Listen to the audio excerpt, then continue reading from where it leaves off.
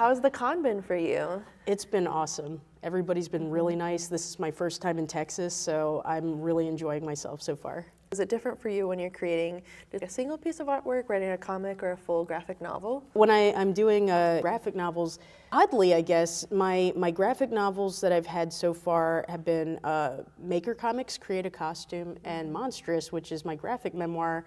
And those are nonfiction. I find that kind of an odd, I guess, juxtaposition between my normal tendency to draw totally fictional characters and then that my published books have been partly in the nonfiction realm. Where do you get your inspiration for your art? Definitely a lot of different sources. When I was a kid growing up, I was really into Teenage Mutant Ninja Turtles, still am. The 1987 Fred Wolf cartoon was pretty much, for as long as I can remember, that was on TV when I was a kid. I can't remember a time when I wasn't aware of the Teenage Mutant Ninja Turtles. And 1989's Disney's The Little Mermaid was a big influence as well. That actually kind of influenced the way that I started to try and draw human hands. Oh, really? Because of the way that they would draw, well, Glenn Keane, I guess the key animator, I have to credit him. The way that he would draw, if you look at those illustrations of her, she always had her hands like this in a very open kind of gesture, and that's the Disney princess kind of body language. And because of that, my earliest drawings, I would just look at it and be like, and so everybody, regardless of what they were feeling, would kind of be like, Sonic the Hedgehog was a big one for me. I watched both the weekdays Adventures of Sonic the Hedgehog and then the really serious Saturday morning Sonic, Power Rangers, a lot of just 90s franchises, and then Chuck Jones cartoons, you know, those old school Looney Tunes cartoons. Of course, later Japanese animation, Sailor Moon, Pokemon, Evangelion, and then later I discovered old school anime like 1970s Leiji Matsumoto space operas. So I've got a lot of different art influences. For your memoir, how was it for you writing that and especially being so open and personal with it? It was terrifying, but I'm incredibly grateful for that experience. Writing Monstrous was a very organic process. Because Monstrous is based upon real events, I pretty much could just sketch out the event.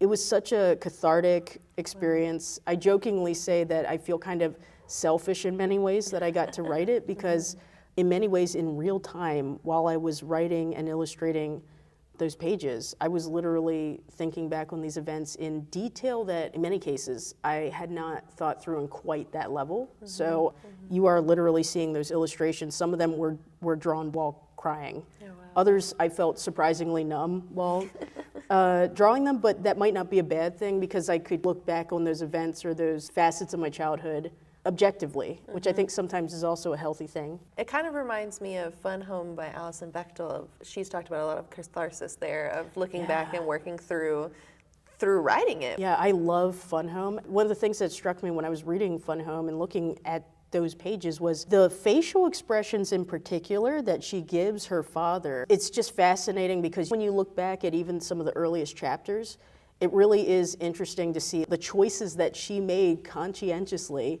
as an artist to depict, for example, a raised eyebrow or like a part where he's kind of looking away, but it's like before she even gets into the meat of all of the repressed family issues. We're seeing it through her lens looking back as an adult, but also she was drawing herself as a little bit oblivious before the greater events of the book when she's really young. And I just find that fascinating because it's like she's staging that whole thing from how she remembers it or how she's gained a perspective on it. What do you hope readers and viewers get from your art? When it comes to Monstrous, I really hope that people find it encouraging. I really hope that people find it reassuring. I thank people for reading it if they get through it, because I know that at times it can be a little bit rough, but I firmly believe that confronting and not denying some of the rougher things that we deal with or think about in our lives is really important, because it really makes the good things feel truly good. I really hope ultimately it'll help them feel like they can find their place regardless of where it is or what their background is too. I want people of all different backgrounds, even if they're not adopted, to feel like they can relate to it.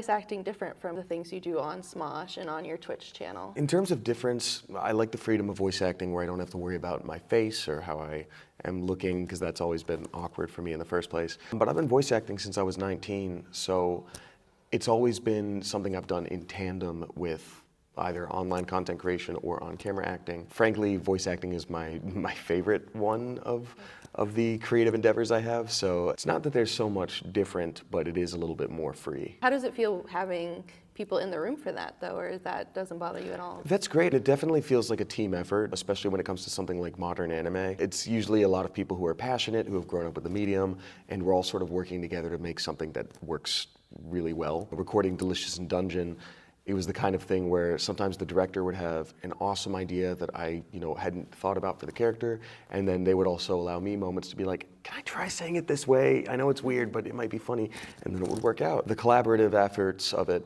actually feel very comfortable at this point. And beyond that, you have the specific translators trying to not only match timing, but sometimes mouth flaps as well. You all have to sort of work together with that trust, and I think it ends up working out. And so you said you started voice acting really young. What kind of drew you to that? It was an idea that had always been floated by my parents as like a possible thing. I was very fortunate to have supportive parents, but not in the sense of, go be a Hollywood kid and make us money. It was just like, you seem to enjoy this. This is a good outlet for you. Try this thing and we'll maybe try to make it happen. So I had done a voice acting role when I was maybe 9 or 10.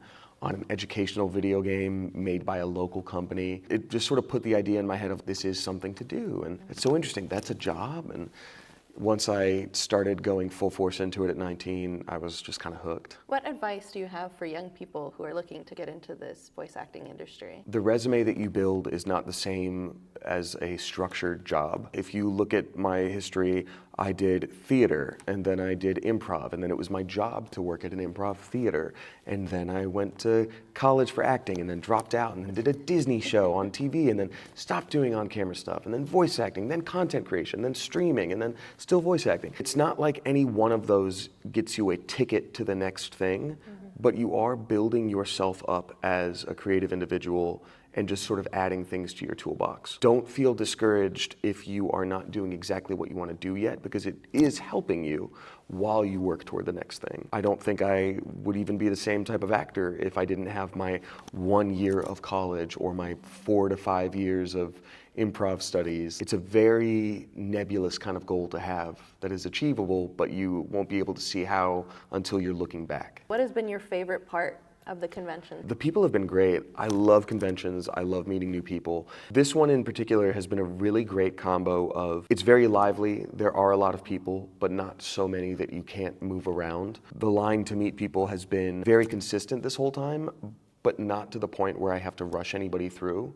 So I've been able to have some really nice moments, even if they're just a couple minutes long. It's been honestly great, and I hope to come back another time. Do you feel like it's been kind of a mix of people who've known you through like Smosh and Twitch and anime? Now that I'm having some roles that are more prominent, I am getting more of a mixture. So it doesn't bug me when people come up and say like, oh, I know you from Smosh, or I know you from streams. But I am getting more and more moments of people knowing me just from voice acting. They'll be like with a friend who are like, oh, I know him only from Smosh, and it becomes the Spider-Man meme of pointing and like, you, same guy. Also, sometimes someone will come up and say like, oh, I know you from internet things. Then they'll look up at my banner and go like, oh, wait, you're this guy? You also do all these other things? Yeah, it's really sweet and really validating, because I do love doing multiple things. However I'm making someone happy, I'm happy that they took the time to say hey. On Smosh, you're usually in a cast. There's a group of people being on camera versus when you're in the booth for voice acting. You're the only actor there? Yeah. How does that, is that a difference for you being able to play off of other people, or that's also voice acting scripted more? It depends. It depends. I do love playing off other people, but because it is scripted, as you said, that's where the more traditional acting training comes in, is like character analysis or being really curious about a point of view. I'd say the common thread is improv, because being in the moment, listening, trying to respond to what sort of stimulus has been thrown your way. That's sort of how I view acting in general, even if it's scripted. It's like, okay, in this moment, like, what does that mean when that person says that to me? I think Smosh probably helped me with that, but it's not too different of a skill, as weird as that sounds. You just kind of debuted the new hair and Yeah. the tattoo. I would love to hear about how you got the inspiration for this. Yeah, absolutely. I had been looking at brushstroke tattoos for a while. I think it's a really fun style that's, in my mind, a little bit timeless, I hope. I found an artist I really liked, and It was between them and one other person, and again, I'd been looking for years. And so I got lunch with my friend Kiana, who's an animator. She was like, I'm about to get a tattoo done by this person. And I was like, well, there's my sign. It's the same person. Let's go. So yeah, this was just something I wanted that was abstract, that was sort of me taking control of my body, which I didn't have too much when I was on camera acting as a kid. Yeah. Hair had to be a certain way, weight had to be a certain way. I was just exploring becoming, more myself and comfortable with that. My only hope is that no celebrity gets a brushstroke tattoo and then screws up. You got the same tattoo Justin Bieber got before he ate that guy, and you're like, no. With the black hair, honestly, it's just giving my hair a moment to sort of chill. I really liked having white, silver, like anime, is he a villain or a friend kind of hair, but it wasn't really easy to maintain. It was a little bit pricey, and so I was like, forget it. I'll just go a little dark for a minute, and I'll be back to it. It wasn't intentional, but someone did point out, hey, Ryoga has black hair. Like, that kind of works, so I'll take it.